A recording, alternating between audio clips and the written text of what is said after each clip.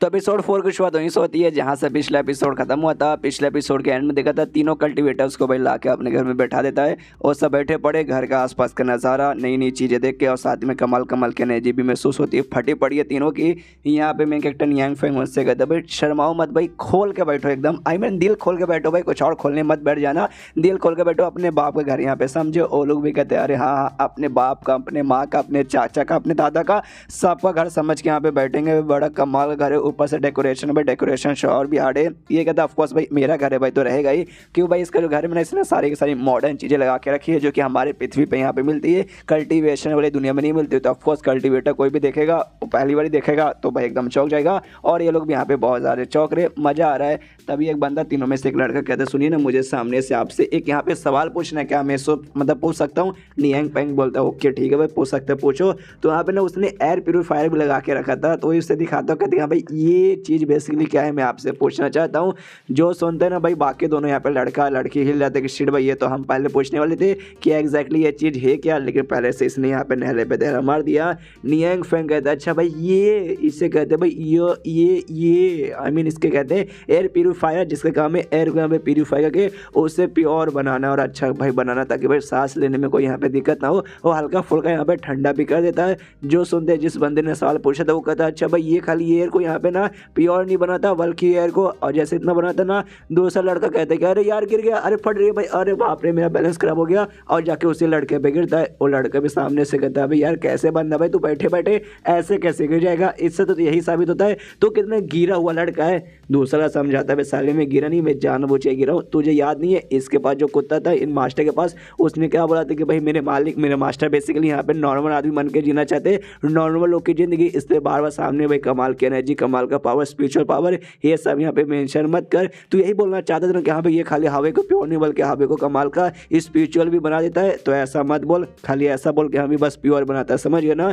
ये भी कहते शिट मुझे अभी अभी याद आया भाई हमें भाई नॉर्मल को ट्रीट करने वाला हमारे घोड़े लग जाएंगे। और जो बंदे ने सवाल पूछता है बेसिकली उसका नाम सू है, तो नाम से बार बोलूंगा कभी एक लड़का वो लड़का बोलने से अच्छा। तो इस जू से पूछता भी अब नियांग फेंग भाई क्या हो गया भाई, सामने से आप कुछ और भी बोलना चाहते थे? वो कहते नहीं नहीं कुछ भी नहीं, बस यही बोलना चाहते थे कि हाँ भाई यहाँ का जो हवा है ना वो आके में बहुत ज़्यादा प्योर और पक्का इसी कारण यहाँ पे हो पा रहा है, समझ गया। सामने से नियांग फेंग बोलते हैं हाँ मेरे पास ना एयर को भी प्योर करना चाहिए और साथ ही में वाटर प्यूरीफायर भी है जिससे आप वाटर को भी यहाँ पे प्योर कर सकते हैं। उस पर करना कुछ नहीं, पानी डाल दो, बटन दाबो, नीचे गिरेगा और नीचे गिलास लोटा मग्गा जो भी डाल के भाई आपको छानना है छान लो, उसके बाद से यहाँ पे पी लो। ये लोग भी देखते कि अरे बाप रे कितनी कमाल कमाल की चीज़ें इनके पास है, ये तो भाई स्पिरिचुअल वाटर यहाँ पे हो गया, आय हाय इसको पीते ही तो भाई यहाँ पे मज़ा आ जाता है।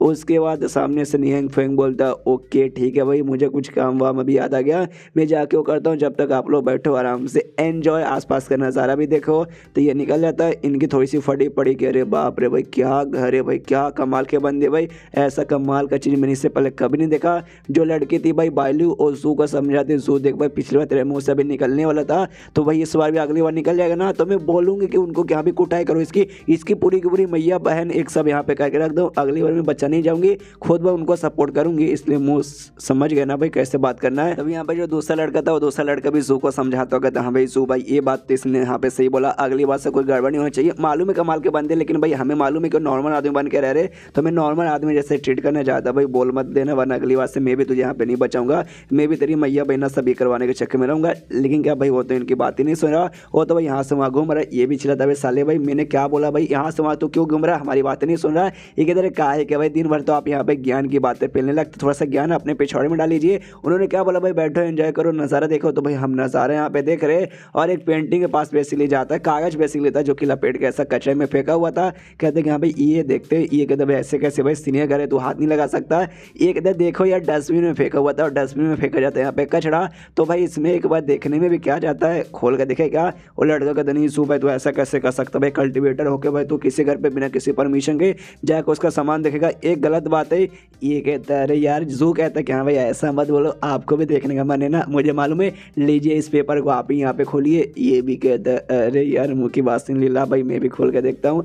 तो उस पेपर को यहाँ पे खोलता है तो जैसे मैंने बोला पेंटिंग बनी हुई थी, काफ़ी कमाल का पेंटिंग बना था, लेकिन भाई अपना मेन कैरेक्टर नॉर्मल नहीं है तो उसका पेंटिंग यहाँ पे देखने पे नॉर्मल है, लेकिन भाई कुछ ऐसा वैसा नॉर्मल नहीं है, मतलब स्पेशल यार। पेंटिंग में एक आदमी बैठा बना हुआ था जो कि नदी के ऊपर था भाई बैठा हुआ, वो पेंटिंग में रियल हो जाता है, वो आदमी रियल होकर बाहर आता है और इन पे यहाँ पे अटैक करता है, लेकिन लेकिन रियलिटी में ऐसा कुछ नहीं हुआ था। वो बेसिकली ना इंटेंट महसूस हुआ था, जिससे ये लोग यहाँ पे शॉर्ट इंटेंट कह रहे कि हमें शॉर्ट इंटेंट महसूस हुआ, ऐसा कि लगा कि हम भी बंदा आके हमारे ऊपर इसने अटैक कर दिया। लेकिन खाली ये दो को भाई असर होता है। जो जू नाम का बंदा था उसके ऊपर कोई असर नहीं होता, खाली जो लड़की बायलू और दूसरा लड़का था उनके ऊपर खाली महसूस होता है। उसके बाद से जो लड़की है ना, सबसे पहले जो दूसरा लड़का जिसको महसूस हुआ था उसको होश में लाते कहती भाई होश में आओ भाई, तुम्हें महसूस हुआ ना भाई, कितना कितना कमाल का कुछ अजीब सा एनर्जी। ये कहता ऑफ कोर्स भाई महसूस हुआ, शॉर्ट इंटेंस पेंटिंग यहाँ पे महसूस हुआ। एक ही सेकंड में ऐसा लगा भाई मैं पेंटिंग में समा गया, जिसकी वजह से एक ही बार में मुझे ढेर सारी यहाँ पे फीलिंग महसूस हुई। डरने का फीलिंग भाई, गुस्से का फीलिंग, साथ ही में भाई डिप्रेशन का फीलिंग, अकेला होने का फीलिंग, यहाँ तक कि भाई जो घमंड का फीलिंग होता है, सारा का सारा फीलिंग यहाँ पे महसूस हुआ। सामने से ये भी कहती है लड़की बायलू के यहाँ पे मुझे भी कुछ ऐसी चीज़ें महसूस हुई। और मुझे भी ये भी महसूस हुआ सामने पेंटिंग में जो आदमी था ना, और तालाब में बैठ के, तालाब में नहीं नदी में इंतजार कर रहा है। सामने जो किनारा ना, किनारे पे इसका दुश्मन है जिसके साथ वो मुकाबला करना चाहता है। और मुझे ऐसा लगा मैं उसके दुश्मन की जगह पर हूँ और सामने से उसने मेरे ऊपर अटैक कर दिया। मतलब वाकई में काफ़ी कमाल का भाई ये शॉर्ट इंटेंट है। पीछे से मैंने बोला जू को तो भाई कुछ महसूस नहीं है। वो भी कहते हैं भाई आप लोग को भाई क्या अजीब अजीब बातें करो भाई, हमें तो कुछ वैसा महसूस हुआ नहीं। बायलू जोर से चिल्लाती भाई नहीं हुआ भाई, इतना कमाल का इतना पावरफुल शॉर्ट इंटेंट था और तुझे यहाँ पे कुछ महसूस ही नहीं हुआ भाई। तू वांजियन सेक्ट जो हमारा सेक्ट वाकई में तो उसका मेंबर है कि नहीं। पीछे से दूसरा लड़का आता है समझाता है कि देख जू भाई तू थोड़ा सा भी बच्चा टाइप का भाई, हमें से सबसे भी कहो हमारा सबसे ज़्यादा जूनियर, इसलिए भाई एग्जैक्टली यहाँ पे क्या कैसे है भाई ये तुझे यहाँ पे नहीं मालूम। तू भाई धीरे धीरे चीज़ें सीख जाएगा, उसके बाद से भाई तुझे समझ आएगा कि भाई ये पेंटिंग कितना कमाल का है। ये भी सोचता है भाई पेंटिंग तो है अच्छा भाई देखने से, लेकिन भाई मुझे क्या महसूस नहीं है भाई, उतना भी नल्ला नहीं हूँ जितना नल्ला आप लोग मुझे सामने से बता रहे हो। सामने से फिर बायलू कहती हाँ लेकिन इतना कमाल का पेंटिंग भाई मिस्टर नियांग फेंग ने भाई यहाँ पे डस्टबिन में क्यों फेंक दिया था। तभी नियांग फेंग पीछे से आता, वो कहते कि भाई क्या हुआ भाई, आप लोग मेरे बारे में बात करो क्या, डस्टबिन में पेंटिंग में कहीं आप लोग उसके बारे में, उस पेंटिंग के बारे में बात तो नहीं कर रहे हो। सामने से यहाँ पे भाई लड़का माफ़ी मांगता हो, कहते सॉरी क्या ना भाई मैंने बिना परमिशन के आपके चीज़ों के यहाँ पे टच किया, इसलिए हमें माफ़ कर दीजिए। सामने से नियांग फेंग बोलता अच्छा ये पेंटिंग तो मैंने पहले से कचरे में फेंक दिया। अरे बहुत सिंपल सा नॉर्मल सा पेंटिंग था, कुछ खास ऐसा नहीं था, तो भाई इसको ऐसा सजाने में भी बेकार लग रहा था, इसलिए उठा फुटा के मैंने कचरे में फेंक दिया था, इसके बदले माफ़ी मत मांगिए।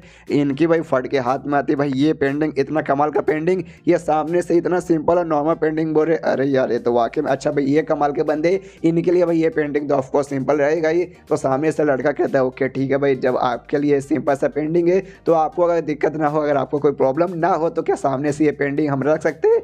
जो सुनते नियांग फेंग कहता है एक समय भाई तुम्हें ये रखना, इसका मतलब है तुम्हें ये पेंटिंग पसंद आया तो रख लो भाई, ऐसे भी ये पेंटिंग मेरे को कुछ खास पसंद नहीं था मैंने फेंक दिया, तो सामने से मुझे भी देने में कोई प्रॉब्लम नहीं है। और बार बार माफ़ी मत मांगो यार, कचरे को छूने में भाई काहे का माफ़ी, बस आप लोग को पसंद आ गई यही मेरी बड़ी बात है। सामने से लड़का सैल्यूट करते क्या भाई आप महान हो भाई, आपसे महान बंदा मैंने देखा नहीं।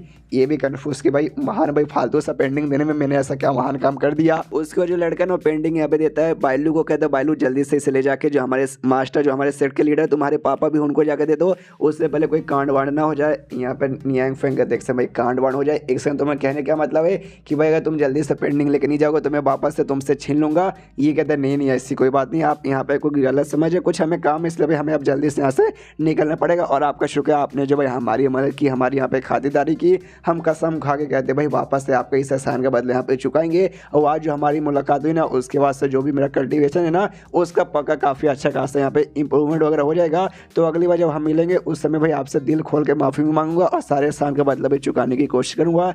इसके बाद तो तीनों को तीनों वापस यहाँ पे चल जाते। यहाँ पे नियांग फेंग भी देखता है कि हाय कितने कमाल के बंदे भाई, इन्होंने भाई मॉन्स्टर को सामने से मार दिया और छोटी बच्ची को भी जान से मतलब बचा लिया। और सामने से बदले में भाई ना कोई महान चीज़ मांगने के बदले बस एक फालतू सी पेंटिंग जिसको मैंने यहाँ पे फेंक दिया था वो पेंटिंग लेके चले गए। ये तो वाकई में भाई बड़े कमाल के बंदे भाई, इनके सामने तो वाकई में मैं चाय में पानी कम हूँ, लेकिन मुझे भी इनके जैसा कमाल का सुपर हीरो बनना है जो भाई दुनिया में बचा मतलब दुनिया में जाके लोग की जान बचाए। काश यार मेरा ये सपना पूरा हो जाता। एंड देन ये चैप्टर यहीं पे ख़त्म हो जाता है। अगले चैप्टर के लिए एक छोटा सा हिंट दे देता हूँ, प्रिंसेस यहाँ पे वापस आने वाली है। प्रिंसेस वापस आएगी तो कुछ ना कुछ फिर से कांड होगा और क्या होगा वो आपको देखने में मजा आएगा। इसलिए अगर चैप्टर बिल्कुल भी मिस मत कीजिएगा। तो मिलते हैं अगले किसी वीडियो में, जब तक के लिए बाय बाय।